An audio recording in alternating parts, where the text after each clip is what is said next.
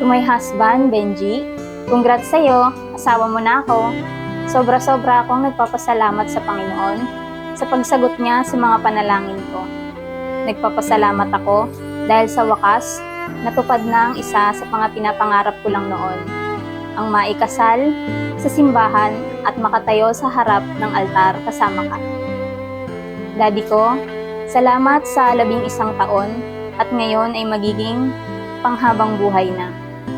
Napakaswerte ko dahil meron akong ikaw na mapagmahal sa pamilya, ikaw na mahaba ang pasensya, ikaw na may takot sa Diyos, at higit sa lahat, ikaw na may takot sa akin. Mga katangian na biyaya sa akin ng may kapal na lagi kong itataas at ipagpapasalamat sa Kanya. Nandito lang ako palagi sa tabi mo, sasamahan ka at tutulungan ka. Mamahalin at pasasayahin ka, at syempre aawayin ka. Lagi mong tatandaan na kahit galit ako, mahal pa rin kita, at pipiliin ko lagi na mahalin ka, Daddy ko. Mahal, marami na tayong pinagdaan ng pagsubok. Sa 12 years na yon, hindi lahat masaya. Dumating yung time na grabing lungkot. Nung nawala si Tito, yun na yata yung pinakamasakit, mahirap at malungkot na pagsubok natin.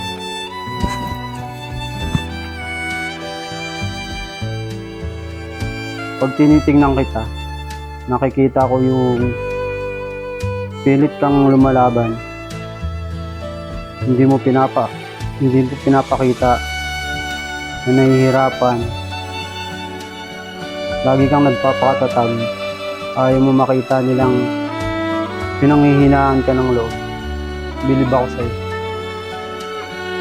Hanggang ngayon, nananatili kang matatag at matibay. Kahit minsan, bumabalik yung mga lungkot ng nakaraan. Kaya pangako sa'yo, nasasamahan kita sa lahat ng lungkot at sa mga pagsubok pa na darating. Hindi ka nag-iisa, kasama mo ako. Laging nakasuporta, handang maging kaibigan, best friend, at asawa. Andito lang ako lagi. Pangako, mahal na mahal kita. I love you. Ang aking pangako na ang pag-ibig ko'y laging sa'yo. Kahit maputi na ang buhok ko.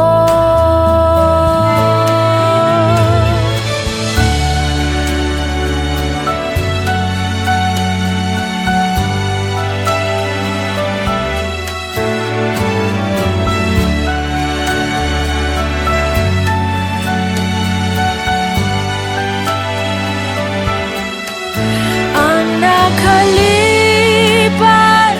ay babalik natin.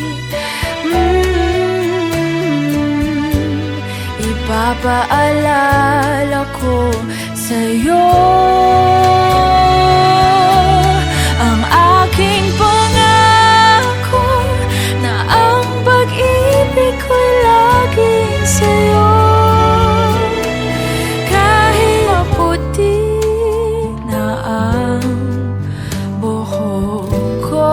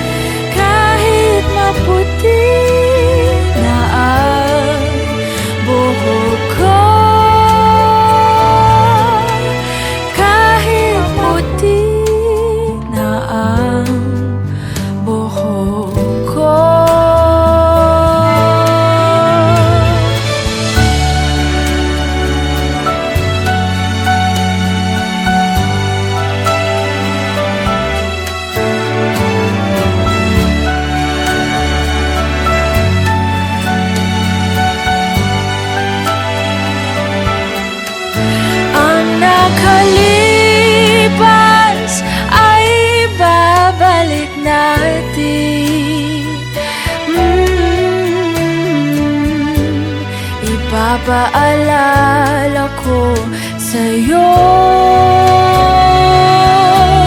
ang aking pangako na ang pag-ibig ko laging sa'yo. Kahit maputi na ang buhok ko, kahit maputi na ang buhok ko.